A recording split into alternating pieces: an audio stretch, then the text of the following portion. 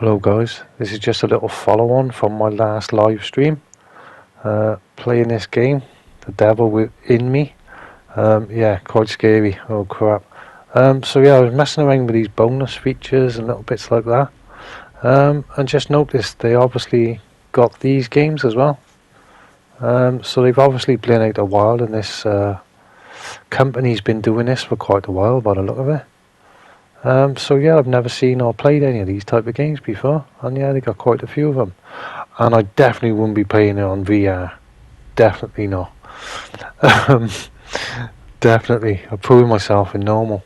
But yeah, this is what I wanted to show you guys. There's this bonus footage, and I don't know whether this actual real life, this guy, is an actual real thing, or it's just a made up story. But this looks like a little documentary.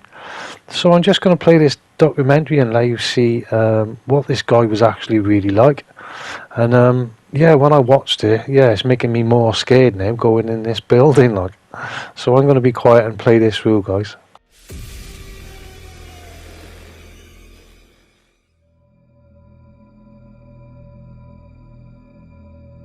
Torture chambers, secret passageways, vats of acid, and deadly vaults. In 1895, Chicago police unearthed horrific evidence of torture and multiple murders at the sprawling castle of H.H.Homes. Masquerading under the guise of caring doctor, kind husband, and prominent businessman, H.H.Homes was a contemporary monster, designing his buildings solely for the disposal of human bodies. Torture doctor, monster of 63rd Street, H.H.Homes was America's first serial killer.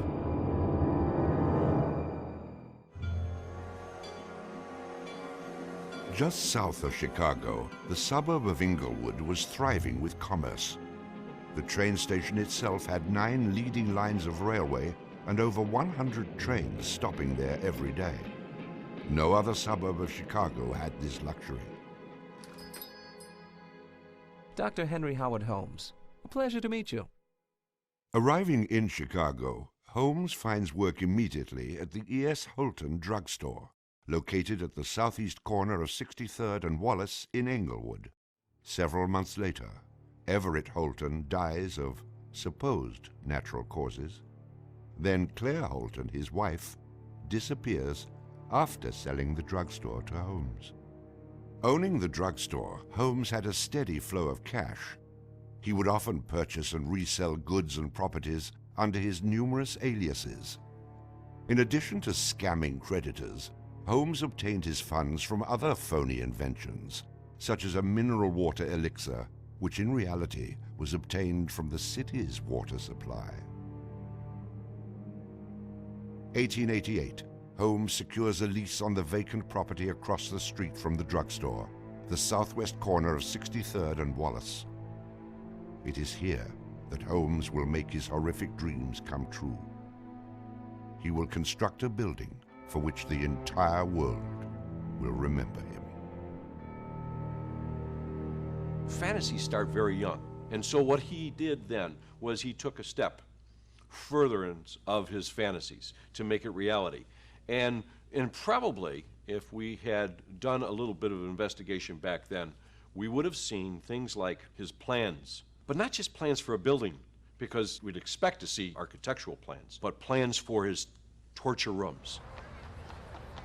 For the suburb of Englewood, the building Holmes is erecting at 63rd and Wallace is a massive construction project. Day after day, passers-by stop to gaze at the spectacle of the many laborers working together to create a magnificent new edifice in their neighborhood. Englewood residents were so impressed with the massive building that they named it the Castle. From its outward appearance, it seemed rather normal. But like the duality of Holmes, the exterior and interior of the building were extremely different. Holmes himself was the architect of the building. He was the only one who knew its design. There was this constant turnover of workers on the building. He would hire a mason to put in a wall and then fire the guy, or hire somebody to put in part of a staircase and then fire him. And there seemed to be several very sinister reasons behind that. One was he managed not to pay a lot of these people because he was always claiming that they were doing incompetent work. But the other, much more insidious reason was that no one except him really had a clear idea of what the structure of the interior of the house was.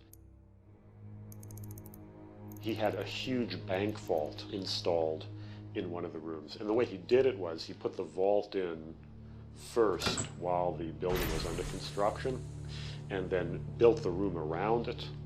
And he bought this thing on credit and then refused to pay for it. The bank company said they were going to repossess the vault. Holmes said, well, come on in and do, but if you damage my building in any way, I'm going to sue you for everything you're worth. The bottom floor of the castle housed a pharmacy, jewelry store, barber shop, restaurant, and a blacksmith shop. Behind this innocent facade was a Gothic house of horrors designed by the mind of a monster.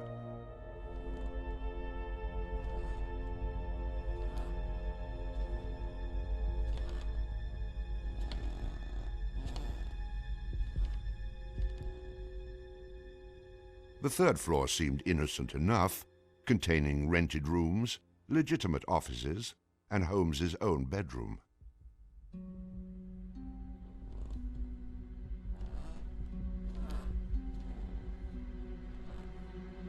But it was the second floor that contained 35 rooms, many specifically designed as killing chambers.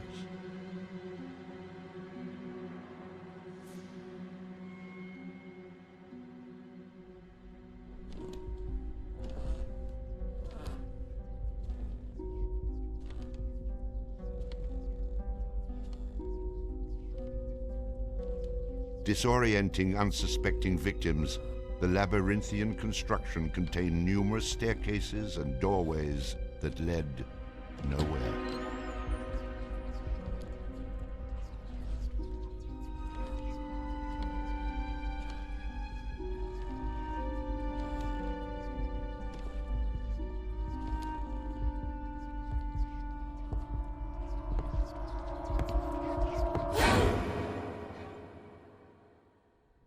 For a quick method of hiding a victim's body, a concealed greased chute and trapdoor led directly into the basement of the castle.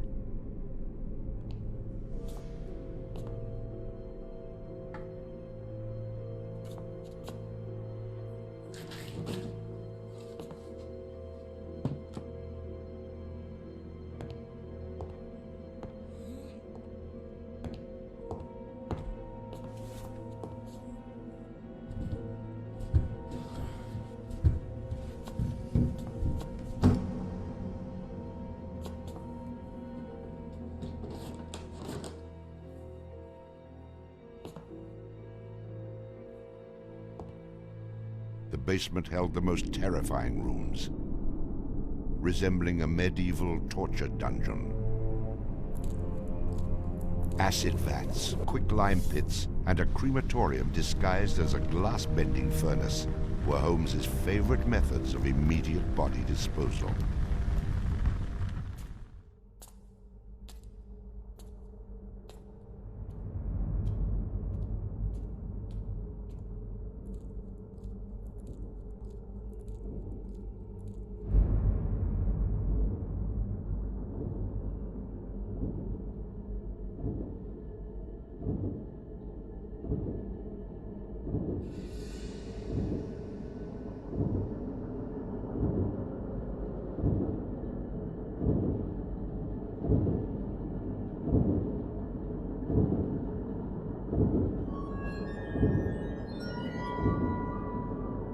After cleaning and mounting their bones, Holmes would profit from his victims by selling their skeletons to local medical schools and universities. Holmes would make a killing in Chicago, financially and literally.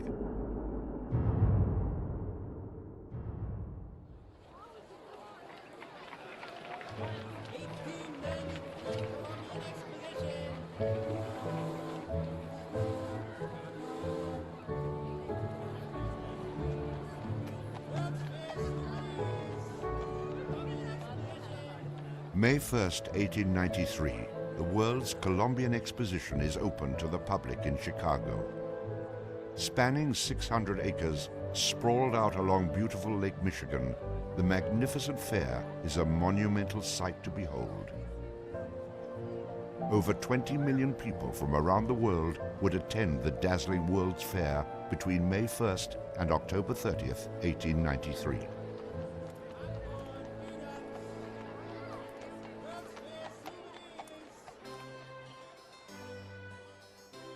Holmes utilizes the World's Fair as the perfect opportunity to capitalize on his demented design of the castle. Located only a few miles from the World's Fair, Holmes's castle was perfect lodging for tourists. Holmes decides to rent rooms to visitors of the fair. He entirely renovates the upper floors of the castle, bringing in the most modern furnishings and luxuries, all purchased on credit, which Holmes had no intention of repaying. In addition to placing newspaper ads for rooms to rent, Holmes visited the fair with several of Benjamin Peitzel's children, preying on elderly women who flaunted their wealth, making sure he invited them back to the castle for a warm night's stay in a soft bed. They're not calling their relatives, telling them where they're at. They just know that they're going to Chicago to see the Columbian Exposition. Perfect victims, because they're unknown in the city. Their relatives, wherever they came from, know that they were coming to Chicago, and they never came back. Now, how do you start to find them? They don't even know where they stayed. Perfect, easy victims. I'm sure some of them got in and out of his place with no problem. And others, they walked in and they never checked out. Some of the rooms had been completely lined with asbestos to make them soundproof. Hidden in Holmes's office was a master control panel which connected to gas lines leading into airtight sleeping chambers. Holmes would lead his victims into the rooms, lock them in, and turn on the gas, asphyxiating them while watching their demise. Let me out! Holmes, let me out, please! Holmes! Holmes! Holmes, please! Holmes! At the height of the World's Fair, Holmes masterfully juggles his castle businesses, renting rooms, dodging creditors, selling skeletons, and attending to the needs of the many women in his life. I have had many young ladies in my employ, most of whom are still living in and about Chicago, whose parents and friends know only too well that far from being their seducer, I have done much to materially help them in their narrow lives.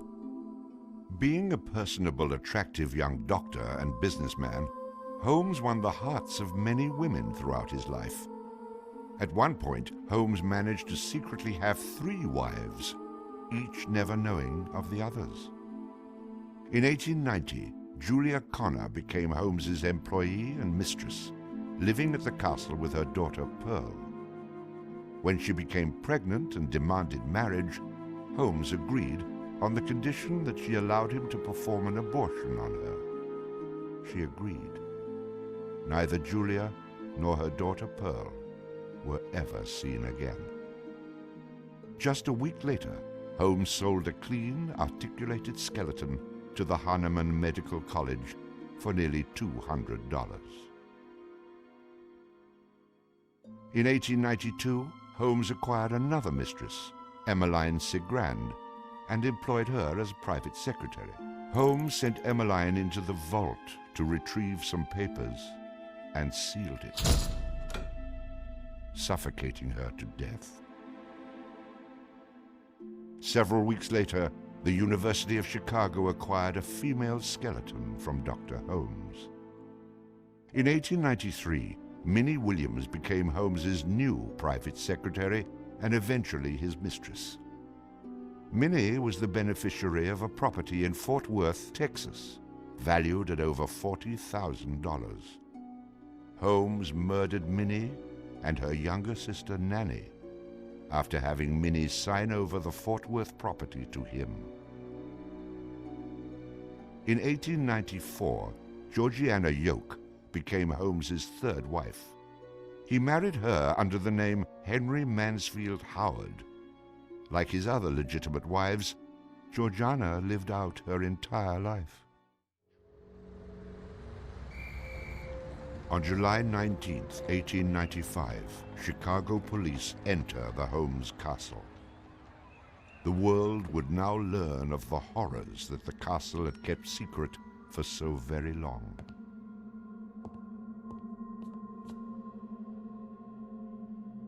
As disoriented detectives and police searched the upper floors of the castle, the true depths of Holmes's evil were waiting in the basement.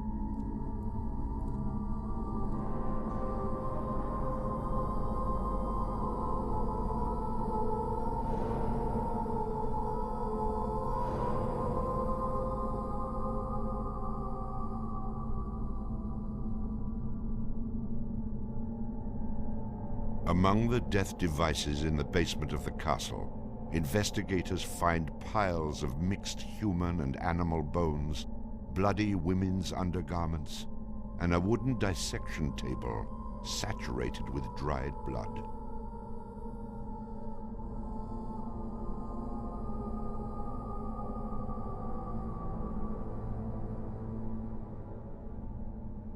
Chicago police were inundated with names of people reported missing from the World's Fair. 50 missing people were eventually traced to the Castle of Horrors. The evidence, blood and bones found in the basement posed a problem for 19th century criminal investigative techniques. It was very difficult to go and identify even the bones as being human in origin, because with the very small fragments you didn't have enough of the identifying characteristics to be able to make that ID.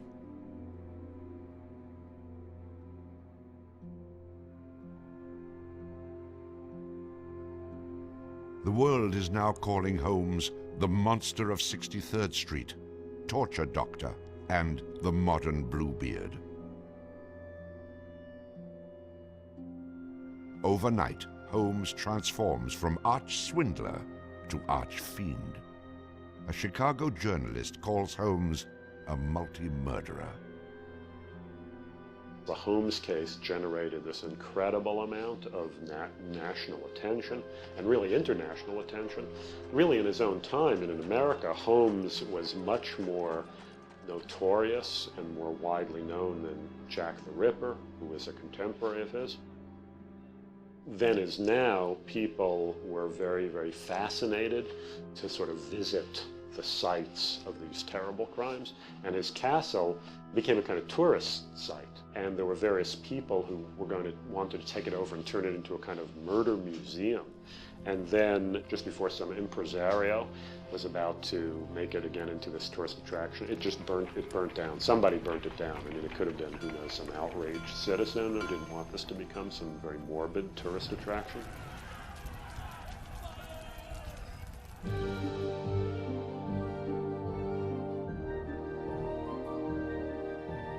Holmes's trial was kind of the O.J. Simpson trial of the day. It just generated this huge amount of publicity. The case had become a kind of national obsession. Of course, there wasn't CNN or Court TV back then, so it couldn't be covered quite as relentlessly, but it was covered very, very extensively. There were true crime books and pamphlets and all kinds of stuff.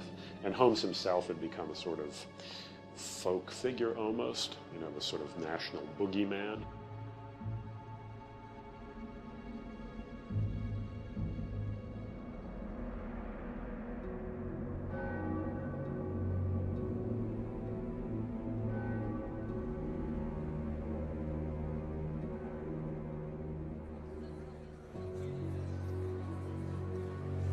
the courtroom fills for the final verdict to be read.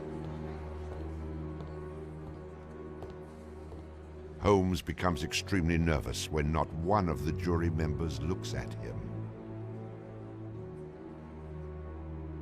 In his entire criminal career, this is the moment Holmes never believed would occur. He is found guilty of murder in the first degree. Herman Webster Mudgett, alias H.H. Holmes, would be hanged on May 7th, 1896.